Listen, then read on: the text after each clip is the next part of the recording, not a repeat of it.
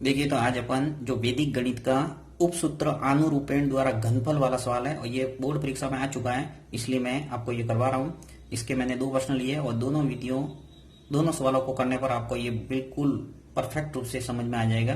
तो चलिए, इसको कैसे किया जाता है कि किसी संख्या का इस विधि के द्वारा घनफल है वो कैसे निकालेंगे। घनफल का मतलब होता है कि उसी संख्या का 3 बार गुणा करना, यानी कि 5 का आपको घनफल निकालना, तो 5 इंटू 5 इंटू 5 यानी आ जाएगा 125। ये है इसका कंसेप्ट। परंतु यहाँ स्पेशल जो विधि है वैदिक विधि, और वैदिक विधि का नाम है उपसूत्र आनुरूपेण द्वारा घनफल।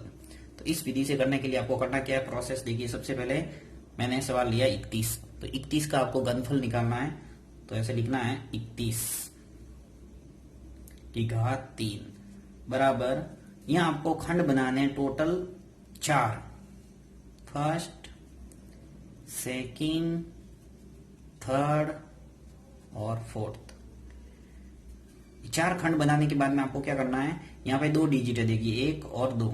इन दोनों डिजिटों को लिखने का तरीका आपको समझना। सबसे पहला कि जो फर्स्ट डिजिट है, फर्स्ट जो खंड है, उसके अंदर आपको दाही अंक का घन लिखना है, यानी दाही अंक है ये 3 और 3 का घन, यानी 3 के ऊपर 3 घात। फिर लास्ट वाले पे आ जाओ फोर्थ, तो फोर्थ पे आपको क्या करना, इकाई का घन लिखना, इकाई अंक का घन, यानी 1 का घन हो गया।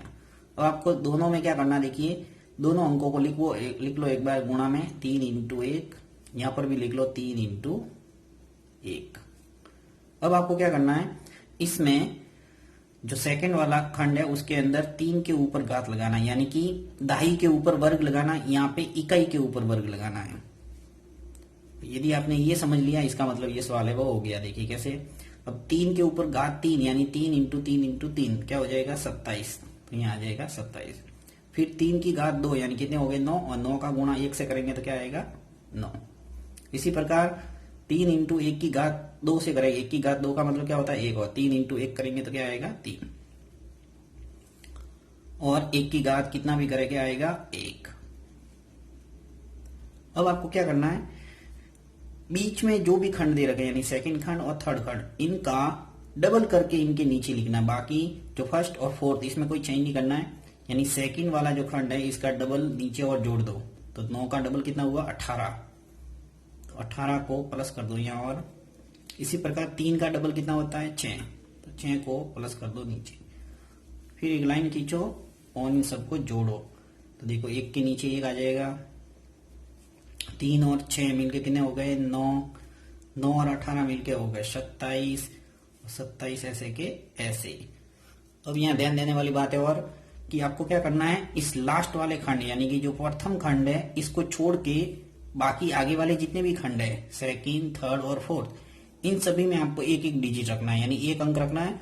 और बाकी जो पीछे वाला है इसके अंदर कितने भी आ सकते हैं संख्या, तो यहाँ पे देखिए 1 ही है तो 1 ही आ जाएगा। यहाँ पर भी 1 अंक है, कोई टेंशन नहीं, 9 के 9। यहाँ पे देखिए 2 और 7 यानी 2 डिजिट है, तो इसको 1 डिजिट रखना है यहाँ पे। दूसरा डिजिट अब हासिल कैसे लेके जाते हैं, उसी प्रकार आपको 2 है वो इसके अंदर जोड़ना है, यानी मैं यहाँ निशान लगा के आपको समझा रहा हूँ। ये 2 है वो पीछे जुड़ जाएंगे, यानी कितने हो जाएंगे 29, 27 और 2 मिलके कितने हो गए 29। अब आपको नीचे ऐसे कैसे संख्या है वो उतारनी है, देखिए 2, 9, ये 7, 9 और 1, ये इसका आंसर हो गया पूरी तरह से 31 का घनफल।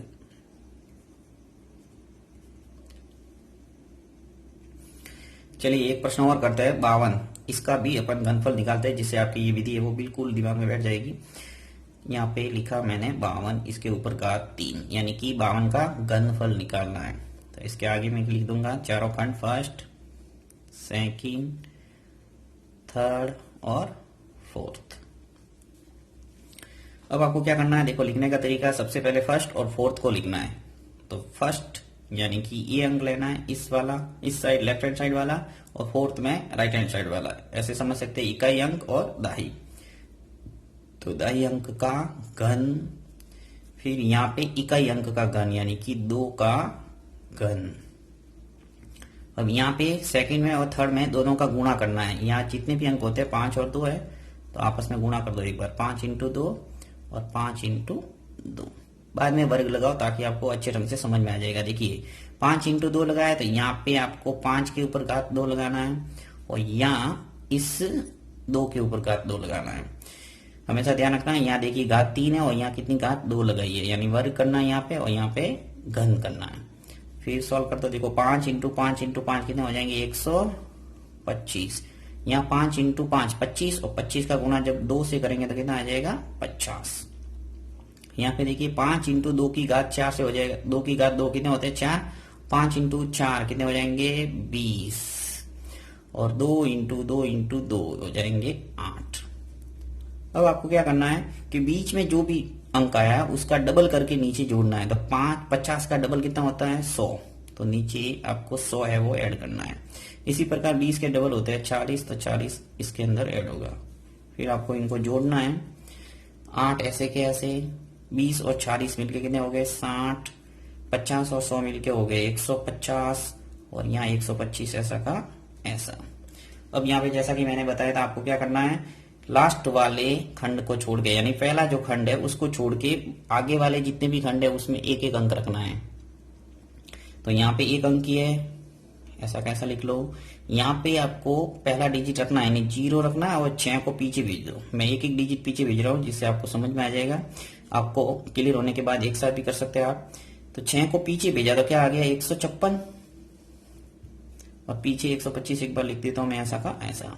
फिर देखिए यहाँ एक अंक आ गया, यहाँ एक अंक आ गया, यहाँ पे मैं 6 को इधर रखूंगा, ये जो 15 है वो इसको पीछे भेजना है। तो 125 और 15 मिलके कितने हो गए 140।